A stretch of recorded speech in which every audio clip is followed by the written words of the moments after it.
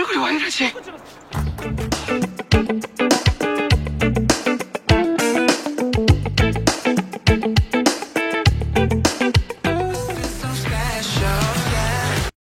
Dalam episode 1 Miss Day and Night, kita diperkenalkan dengan Lee Mi-jin, seorang calon pegawai negeri yang membakar minyak tengah malam setiap hari untuk lulus ujiannya.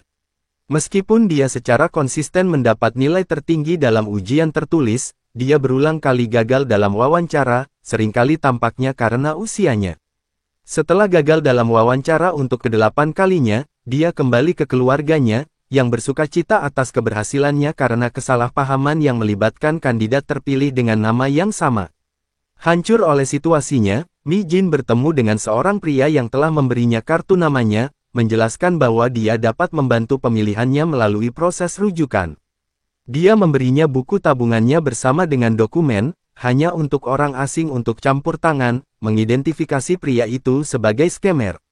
Ketika scammer berlari untuk hidupnya, dengan orang asing panas di tumitnya dan Mi-jin berteriak, "Beri aku uangku," dia akhirnya ditangkap.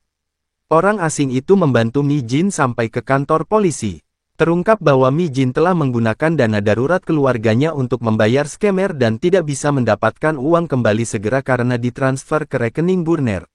Dia lebih lanjut mengaku bahwa dia telah memberi pria itu buku tabungannya, dengan petugas memberitahu dia bahwa, jika ini akhirnya terhubung ke kasus phishing, korban dapat menjadi pelaku dalam sekejap.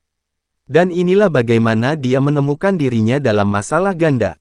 Di tempat lain, kami menemukan orang asing itu adalah Gie Ji-ung, seorang jaksa perfeksionis, yang menemukan bahwa ketika membantu Mi-jin, dokumen mereka dipertukarkan dan sekarang dia memiliki resumenya alih-alih file kasusnya.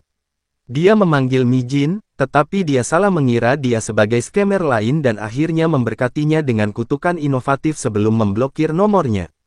Setelah sampai di rumah, Mi-jin menemukan seekor kucing yang tampaknya ajaib, memberi kucing itu susu, dan berkata, "Kamu terlihat seperti kucing yang aku kenal ini. Alih-alih pencari kerja yang bangkrut seperti saya, pastikan Anda menemukan pemilik kaya yang dibayar dengan baik dan memberi Anda makanan organik yang enak."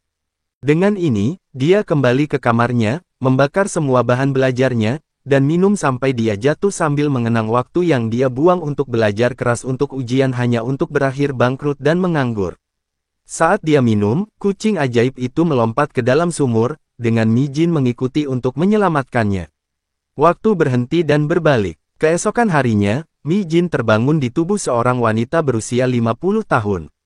Keluarganya jelas tidak bisa mengenalinya dan mengejarnya keluar rumah saat polisi menangkapnya, sementara wanita tua yang mengaku sebagai Mi-jin.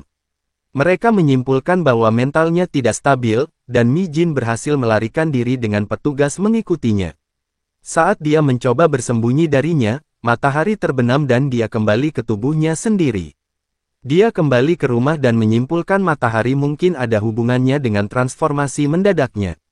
Keesokan harinya, terlepas dari semua usahanya, dia berubah lagi, kali ini mengunci dirinya sehingga dia tidak dikejar di jalanan. Merasa kucing itu ada hubungannya dengan situasi yang tidak masuk akal, dia menyelinap keluar dan mengunjungi klinik hewan tempat dia berlari mengejar kucing itu jatuh ke dalam sumur. Tetapi ketika dia tiba, dia menemukan bahwa kucing itu telah melarikan diri. Sementara itu, kucing ajaib muncul di sebuah ruangan dengan poster orang hilang bernama Lim Sun. Keesokan harinya, saat Ji-ung bertarung melawan selebriti Kowon, kami menemukan bahwa saat melakukan pekerjaannya, ia berubah menjadi perfeksionis yang mudah tersinggung dan tajam.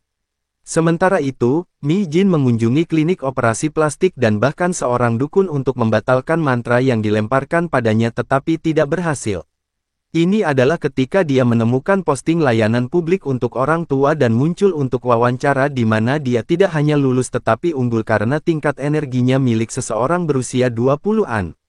Dia akhirnya mendapat pekerjaan saat Ji-ung dipindahkan ke kotanya di mana dia mengejar kasus orang hilang.